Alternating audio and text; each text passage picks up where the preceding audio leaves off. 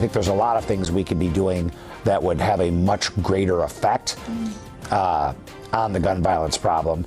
New at 6, the capital city's top cop says there is more work to do to crack down on gun crimes. He also says there may be better strategies than banning assault weapons. The St. Paul City Council became the first in Minnesota to pass a measure aimed at banning them. The police chief says there's another type of gun that causes him concern. He also talked about a crime strategy that is working. Caroline Cummings has the interview you'll see only on WCCO.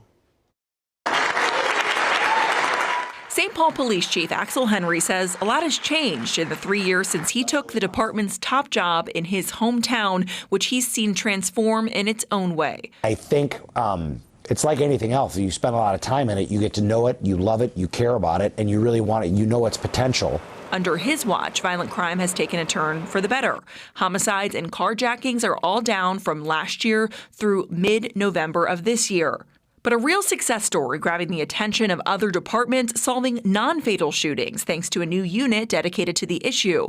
In 2023, the department solved 37% of cases. Last year, that jumped to 69%. A young person, or any person for that matter in our city, that's the most likely to shoot and kill someone, is also the most likely to be shot and killed. So if you're intervening on that process earlier on, you might be saving that person's life and preventing a future shooting or murder. At the state capitol, some lawmakers want to ban assault-style weapons and high-capacity magazines in wake of the Annunciation Church shooting in Minneapolis. The St. Paul City Council recently approved its own ordinance doing the same, though it can't be enforced because of state preemption laws. Do you think that approach would help you in this work? Would it help reduce gun violence to ban assault weapons in the state of Minnesota? I think our bigger problem is with folks that are using guns illegally, whether or not they're criminals and they're not supposed to have them, or people that are too young to have them and the access they have to firearms.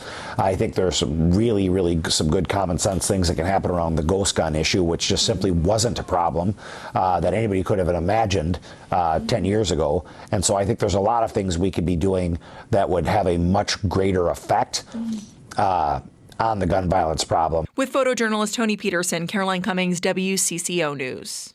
The police chief also acknowledged that he got a heads up before a controversial ICE operation this week, but he says that his department played no part in it. Our federal partners respect the fact that we have a different position in St. Paul or in any other city that has a similar ordinance, because many cities do. And so they don't ask us for help on the front end. They don't call up and say, could you send us 10 extra bodies? And then we say no.